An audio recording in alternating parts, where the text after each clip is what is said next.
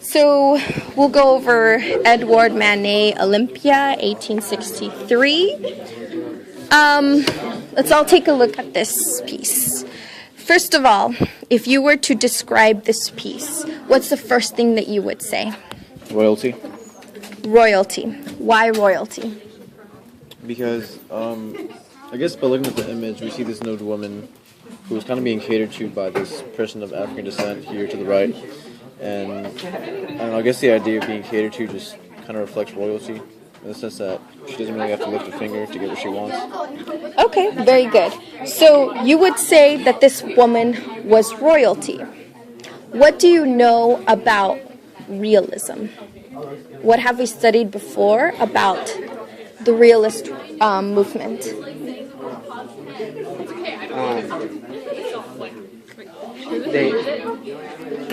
Say that louder. Truth.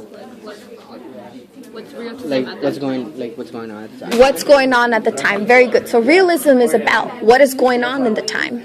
So, do you? Go for it. No, like I was gonna say like social like inequality probably, because I can tell that she's like her servant or something like that. Very good. So there's like So that's something that you would mention, right? That first of all, there is some type of a wealthy woman. We don't know who she is first. And she has some type of servant. So socially, that shows the inequality. So that could be the first bullet point that you write down. So see how you're using the person in the picture, the people in the picture, and then accounting what impact that has in society, right? So the woman in the middle is obviously a rich woman. The woman behind her is her servant. This displays inequality or cultural inequality or racial inequality of the mid-1800s. That's a perfect bullet point. Can you compare her and like the way she is back then when it was more like goddesses?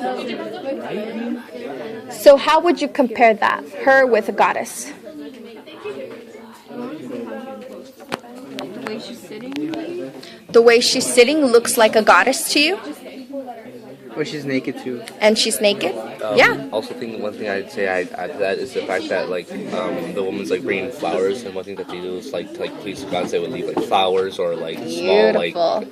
sacrifices, things like that. You guys are correct in saying Olympia, because we know that that's her name, because it's on here, looks like a goddess because of the way she's laying down and the flowers that are being brought to her. And you could even side explain, flowers were typical adornments for nude goddesses statues, right? Now, to put this into 1800 context, because we're talking about modernism. So to you, she looks like a goddess. Do we think that she really is a goddess? No. How do we know that she's not a goddess? Because I would say because it's like 1863, so around that date they wouldn't really have that much of catering to the gods as they did in before. Very good. They wouldn't have that much catering to the gods. They wouldn't display that, right? Because you have to remember what we know about realism is they focus, I think Anna, you said, that they focus on the time period, on contemporary people.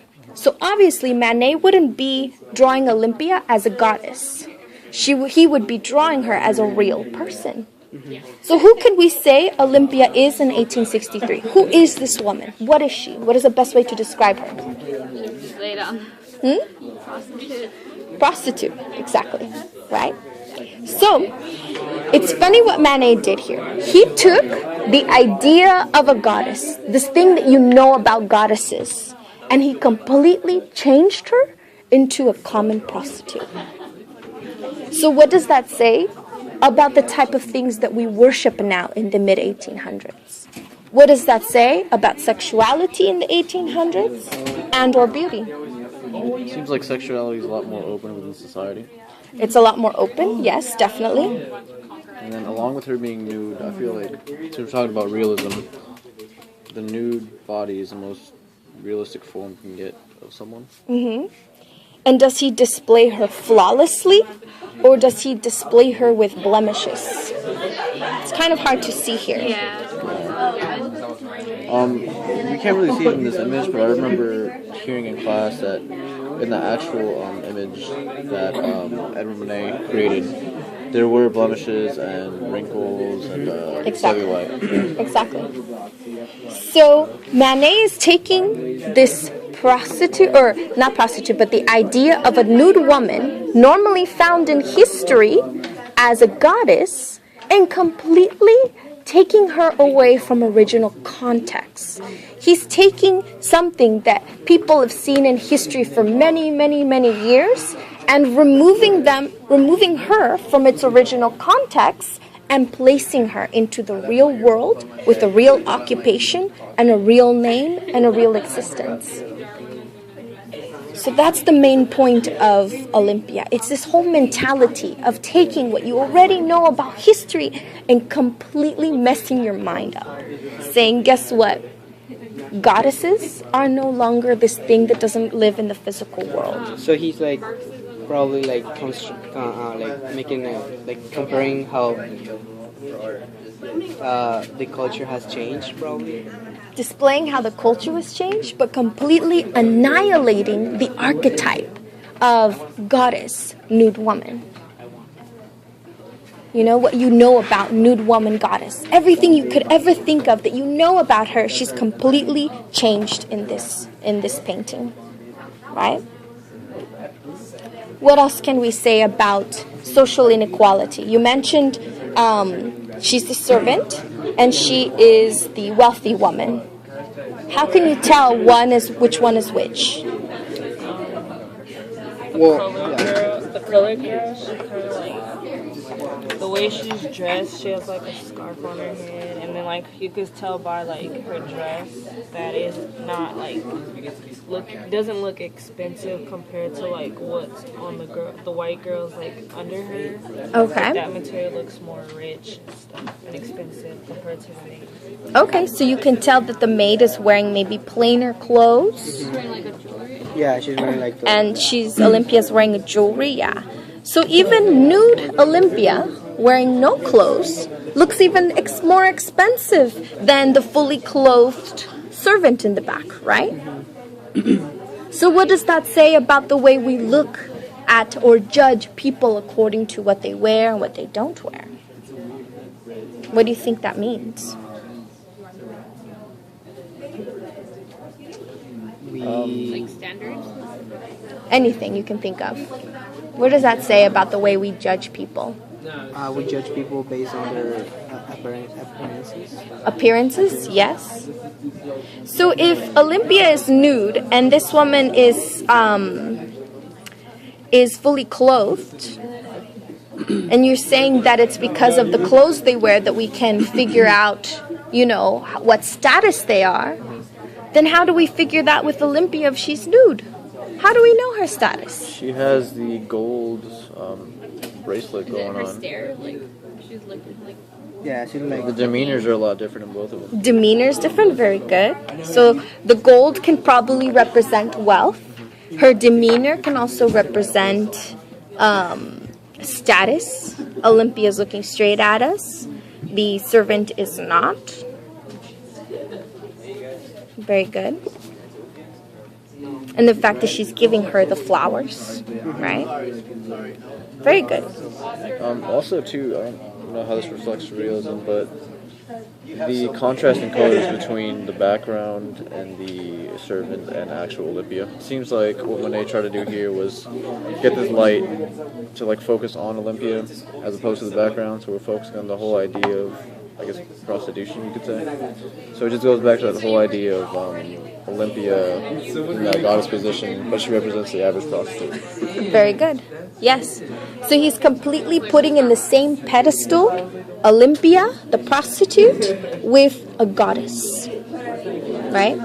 They're both on the same level now. So even someone, and I mean, let's think about this. Prostitution, is that like a high level end job, or is it a respectable job that people think of in society? No. Not so much, right? It's not a very respectable job. So even this low, respectable job this lady has, she's still shown as a goddess, right? She's still shown as something that's revered. Yet someone who has an actual job, who's working, who's fully clothed and not shameful, I guess, according to their eyes, is still seen as low, right? So that could be another example of how social status is and the mentality behind this is. That even a white woman who has the lowest job in society is more successful than her servant.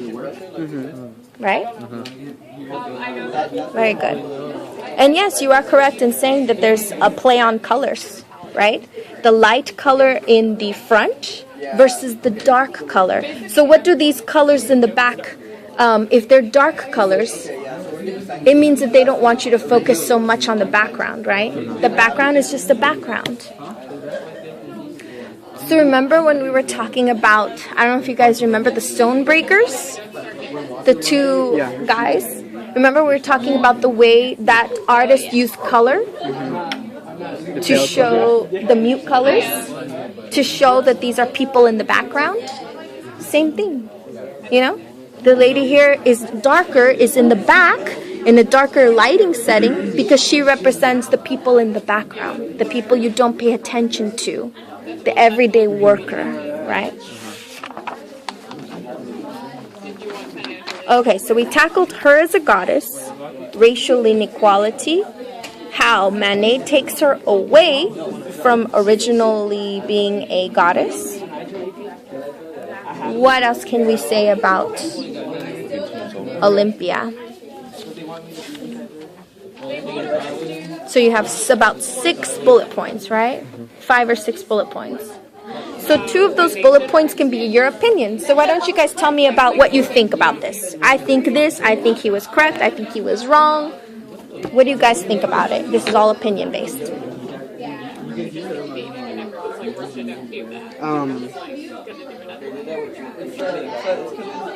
Wait a minute.